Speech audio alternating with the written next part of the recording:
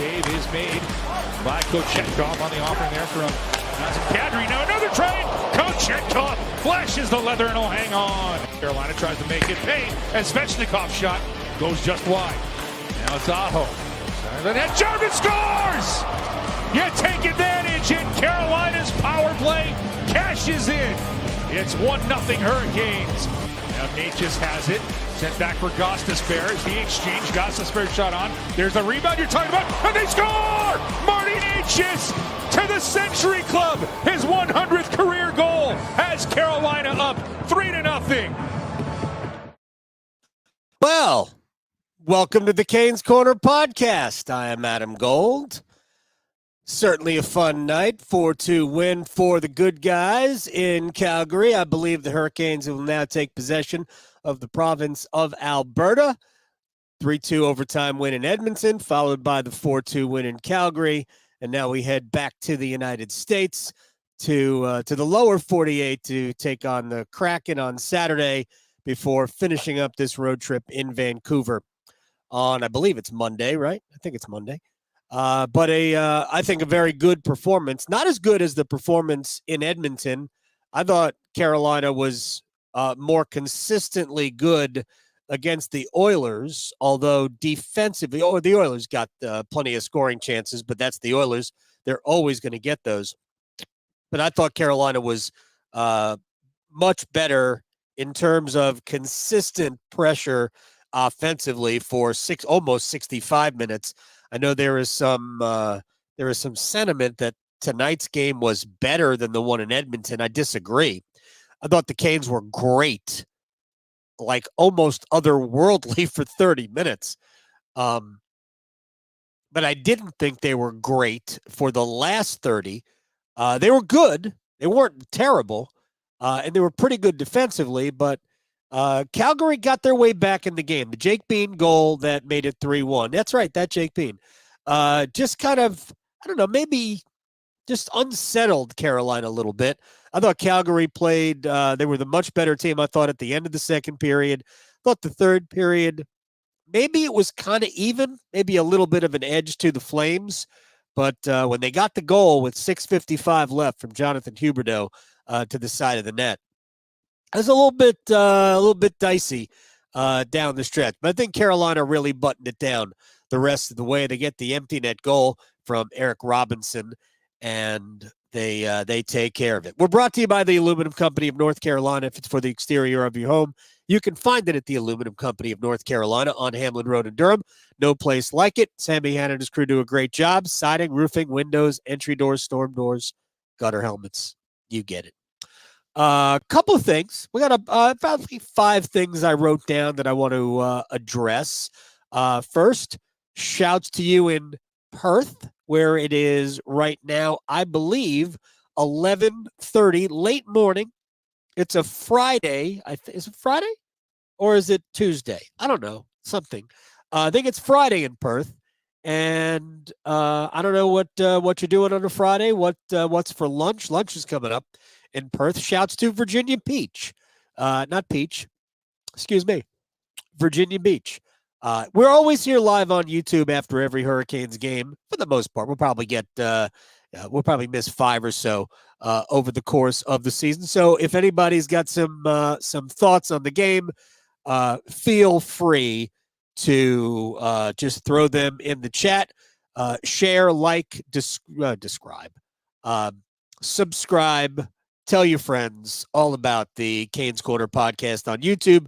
And if you get your podcast on Spotify or Apple Podcast, those are the two that I generally check from time to time. If you got a comment, you want to leave us a rating and a review, that'd be cool.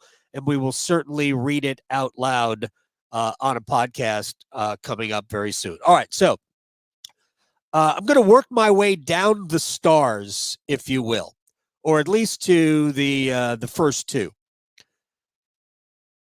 Going into the season, and I understand that there is a mixed, there's a mixed opinion about Martin Necas.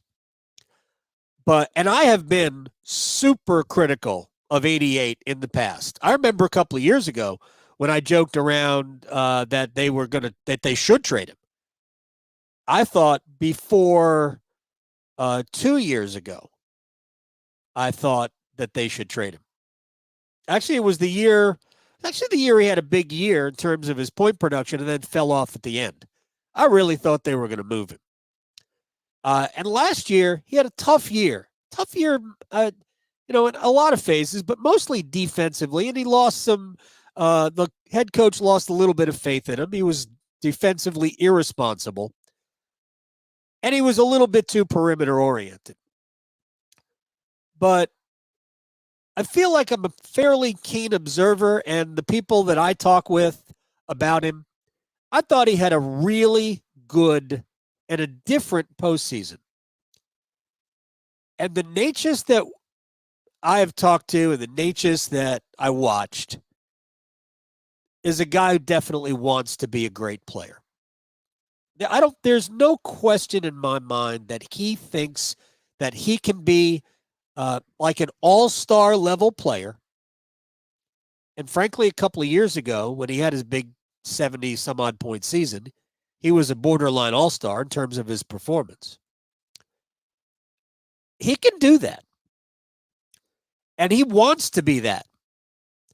He really wants the responsibility of being relied upon.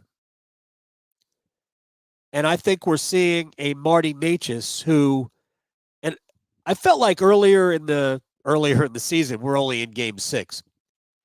I felt like in the first few games, I really thought that Necas was trying to force offense.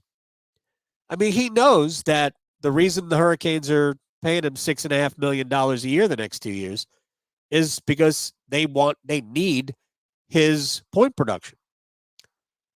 But I think what we have seen from Necas over the last few games, certainly, but I think pretty much all year, again, just 6 games, is the Necas that is playing really well in all phases.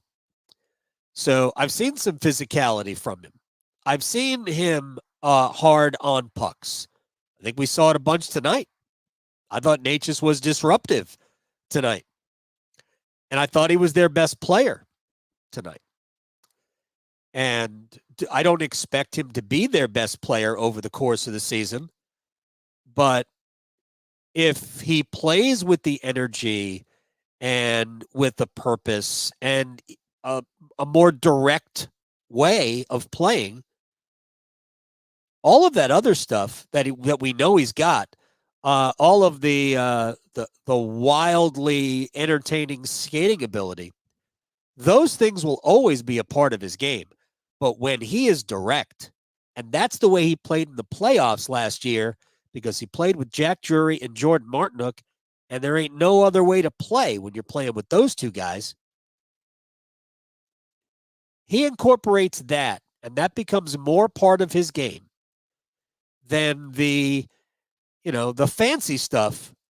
That'll be there when it's necessary, when it fits the game. But he was really good tonight. Could have had 3. Dan Vladar's 2 best saves were probably on Martin Necas. He had a one-timer on the power play and a pass from Aho across, and the other he got his pad out and stopped the wraparound goal. Necas was excellent to me for me tonight. He's got 8 points on the season, 3 goals, 5 assists. He's a +3, and he's really been very, very good. So, again, way small sample size, just 6 games. But a 6-game start for Necas that Carolina desperately wanted to see. And I said this to Tripp before the game in our little hot stove. I really felt that the Gostisbehere goal that made it 2-1 yesterday, or rather Tuesday in Edmonton, I kind of felt like that loosened everybody up. I thought Carolina in that game had so many opportunities to score. This is why, if you didn't think I thought Carolina outplayed Edmonton for most of the game. And they just didn't get what they deserved. Of course, when you miss an empty net, it's hard to say you deserved better. The net was empty, dying for you to put a puck in it. and Carolina missed 4 of them. But eventually, I just think that they were a little tight, trying to get, almost a force offense. And then once they relaxed, and I think the Gostisbehere goal relaxed the group. Once they relaxed, I thought they were, playing not necessarily better than they were playing before, but the final product would get you the goals. I thought that part of their game improved. The goal that tied it up, Necas makes, well, first of all, Jesperi Kotkaniemi with the initial play in the neutral zone to get it up to Necas, who brought it into the zone with speed. He gives it over to Eric Robinson, and then the hard, dynamite pinpoint pass to Necas on the doorstep for the tip-in goal that tied the game. And then Necas and Gostisbehere and Aho combining for the overtime goal. I don't know why I'm going back over that game. I've already done a podcast on that, but that's just indicative of once you start relaxing and just letting the game flow, it just looks a lot better. And I think you saw for the first 30 minutes tonight, I thought you saw Carolina just in full flight. They were awesome tonight. Probably could have had a couple more. They hit a couple of posts. Again, Vladar made a couple of good saves. But so maybe it could have been 4-1 or 5-1. But, to be perfectly honest, this didn't look to me like the game from last night. I think Calgary's good, by the way. I think Carolina played well to be 3-0 ahead. But Necas is like everybody else. I think once they relaxed and the game starts to come a little bit more instinctively and natural, I think you'll see him continue to go. I think you certainly saw great first goal from Jarvis on the power play. Necas getting the primary assist there. I thought Sebastian Aho played a great game tonight. We'll talk more about him in a minute. I loved everything about Aho's game tonight.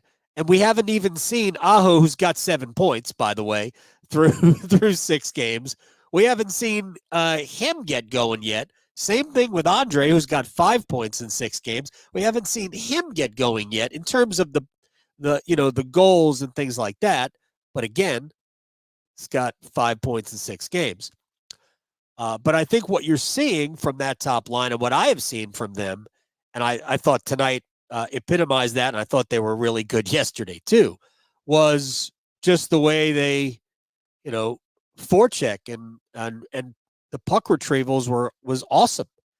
There were stretches in I guess it was the first period. What sport is this, Gold? The first period where after the first 4 or 5 minutes, which Calgary really controlled, Carolina just dominated, completely bossed the game. And a lot of that was the top line of Aho, Svechnikov, and Jack Roslovic. Another good game for him. He got the goal that made it 3, right? No, the goal that made it 2. The Necas goal was the goal that made it 3. And Roslovic hit the post on another try. So you had that. That line doing well, and I thought the Staal, Martinook, Jarvis line did well as well. So Necas got my first star. My second star was Pyotr Kochetkov. Talked about this in the aftermath. And shouts to you, Walt, in Richmond. Well, we love saying hi to all of you. Kochetkov had some pressure on him tonight. And I don't know, he certainly didn't play like he had pressure on him because he played a very relaxed, controlled, yet aggressive game. But when you go back to the game against St. Louis on Saturday, and you go, okay, yeah, none of those goals were bad goals. He was screened on probably 3 of them in the second period.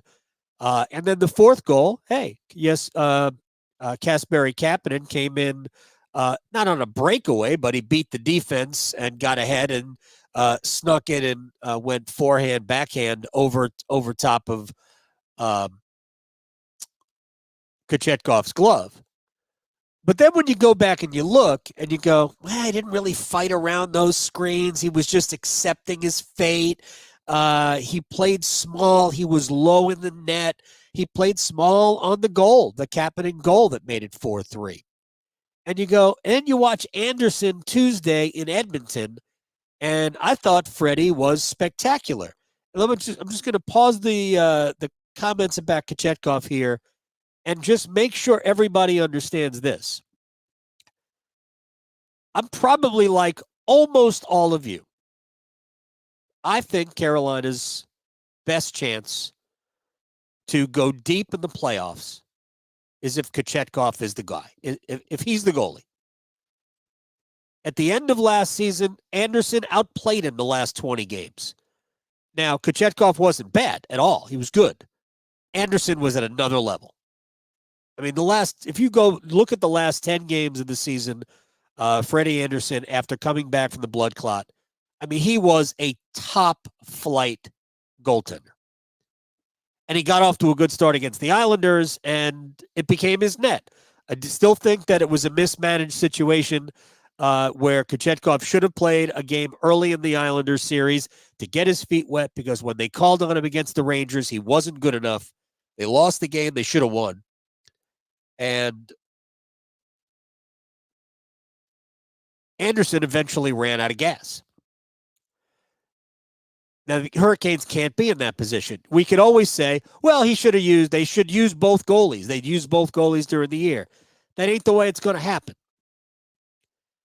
Nobody uses both goalies unless you have to. Nobody does. The Boston Bruins, for years, have had multiple goalies during the regular season, and have always selected one. Jeremy Swayman was the guy last year. Linus Ullmark, I think, started the playoffs. Of course, wasn't he the Vezina Trophy winner 2 years ago? So you choose one. And Rod chose Anderson last year. But I believe that the Hurricanes need to choose Kochetkov. But he's going to have to earn that. That's not going to be gifted to him. And now, with each guy having played 3 games, to me, Anderson had been the better goalie. The numbers bear that out, but you don't even need the data. You don't need the save percentage to tell you. Anderson had been the better goalie. He was spectacular Tuesday night. Now we get to tonight. You look back on what happened Tuesday, and Kochetkov, he wants to be in no worse than a tandem. He wants to get the net every other game, at least. So he's going to have to play well to do it. And tonight, against a good team, a team that not necessarily high flying, certainly not the last few games, but averaging about for the year, averaging 3.83 goals, but that number had dropped under 3 in the last 3, and it continues to drop because they only scored twice tonight. But this was going to be a good test against a fast team in their barn, and Kochetkov passed with flying colors. I just don't think you could have expected him to play any better tonight than he did. He was outstanding. He made some big saves early. I loved it was a simple shot, and I tweeted about it because I felt it was significant, because it was after the goal, I think, that made it 3-1. And even if it was before the goal, it was a period of sustained pressure by Calgary in the second period. And Kochetkov came out of his net high above his crease, maybe 3-4 feet above his crease. And it wasn't a difficult shot, but it was, above the rings, high, between the slot, a high slot, and the blue line. So maybe 35 feet out. So again, not a difficult shot. It would have been very easy for Kochetkov to simply stay in the blue, but he attacked the play because he knew, A, you don't want to tip, and B, Carolina needs a whistle. I thought there was a great sense of the game tonight. I thought he played the puck smartly tonight. He got an assist on the Eric Robinson empty net goal. I loved the way he played tonight.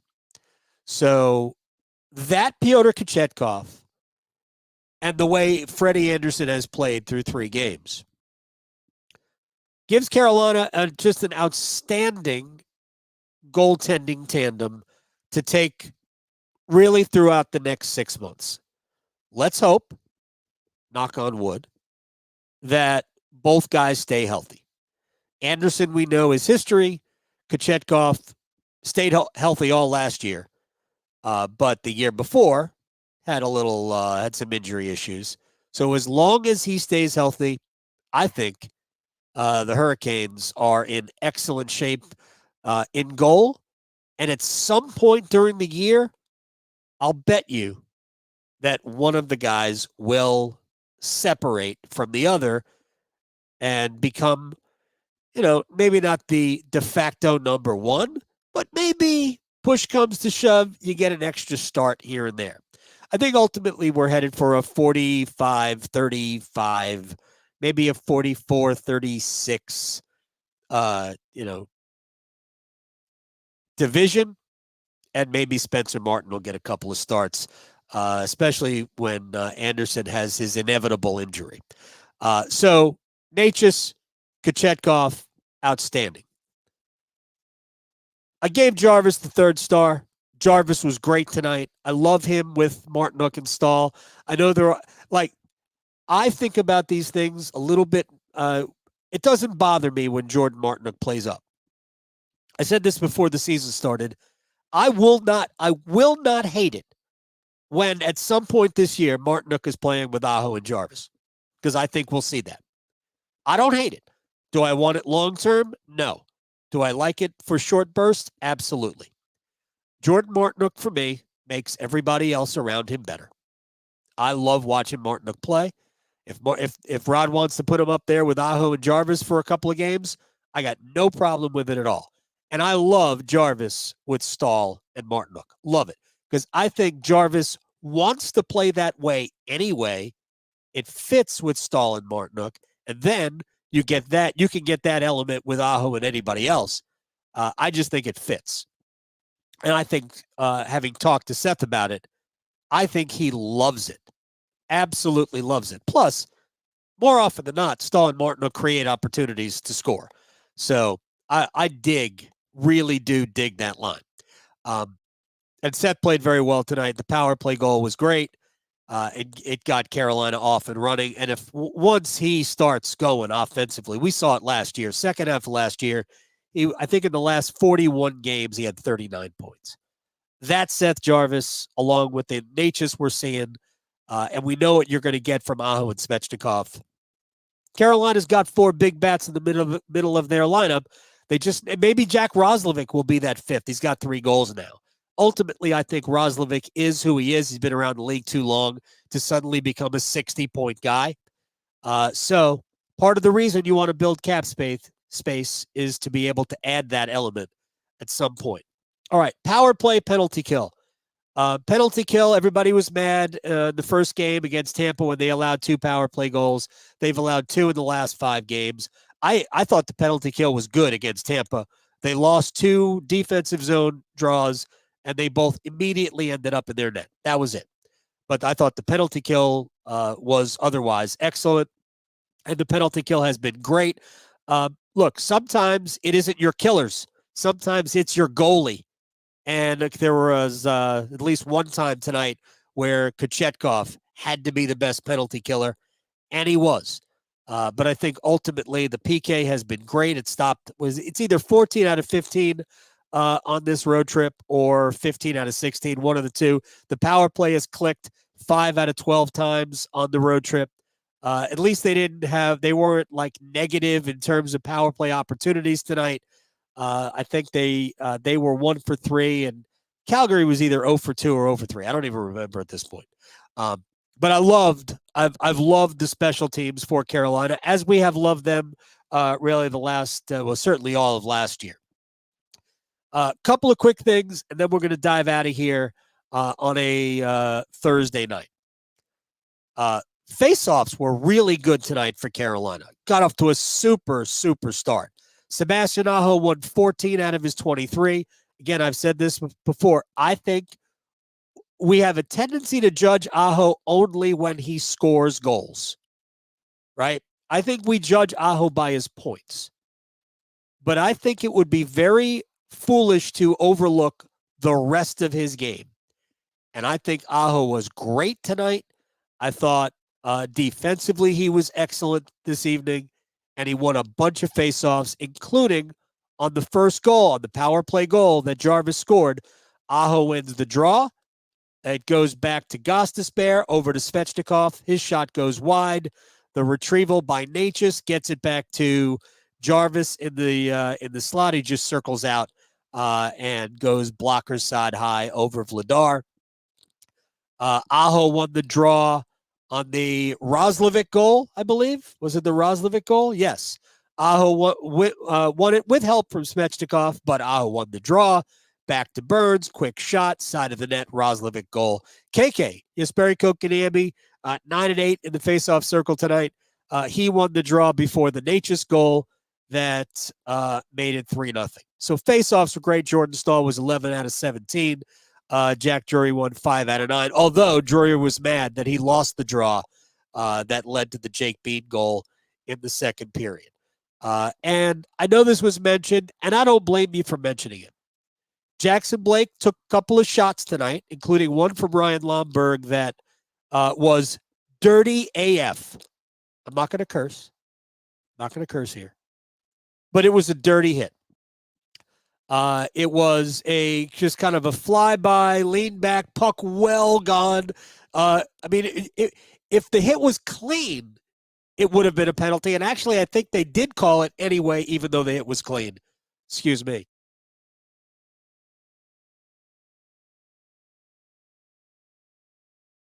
Apologize. But that was a dirty hit because that was an elbow to the side of the head. So I don't know if Department of Player Safety is going to get involved in that or not. I'm not looking for it, but it was a dirty hit. But Blake was fine.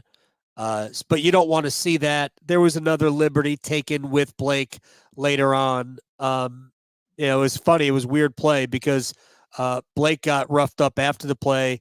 And I think Eric Robinson was trying to prevent Blake from getting hit. And he got his stick up and ended up getting a 4-minute minor. It's one of the power plays that Carolina had to kill tonight. So I'm not as concerned about protecting Jackson Blake. Blake will at times have to protect himself. But it was clear that, at least in those two instances, they were trying to send a little message to the rookie who has played well. He had a great opportunity to score tonight and did not. Also, I think the last couple of games, I think we have seen an early wall for Blake the last couple of games. I thought he was not as good in Edmonton, and I thought he ran out of gas late. And that line wasn't as good tonight as it could have been. I don't think they were bad tonight. I thought Drury and Carey had some good moments, and Blake nearly scored late on. But it just might be, we have to temper our expectations for Jackson Blake. But ultimately, he's been a very, very positive sign through how many games have we played? 6 games this season. Another strong game from Brent Burns and Jacob Slavin. I thought they were excellent. There were a couple of mishaps. Sean Walker lost the puck behind the net. Shane Gostisbehere kind of fumbled the puck into a 2-on-1 scoring chance. But all that did was give Pyotr Kochetkov another chance to make a big save. So Marty Necas, your Hurricanes points leader through a half dozen games. How about that? We're brought to you by the Aluminum Company of North Carolina. If it's for the exterior of your home, you can find it at the Aluminum Company of North Carolina on Hamlin Road in Durham. No place like it. Sammy Hanna's crew do a great job. Hey, subscribe to this, like it, share it, rate it, review it, wherever you get podcasts during the day. So if you don't catch us live here and you want to listen to it, you can always watch it. It's available. But if you want to listen to it on Apple or Spotify, give us a rating and a review, and we'll read the ratings from time to time. I appreciate you hanging out. We do this every night after the Hurricanes play. Most of the time they win. Remember when people didn't think the Hurricanes were all that good? I think they're pretty good. All right, we'll see everybody on Saturday night, late night, after the Canes and the Kraken. Until, I am Adam Gold, and we will see you next time on the Canes Corner Podcast.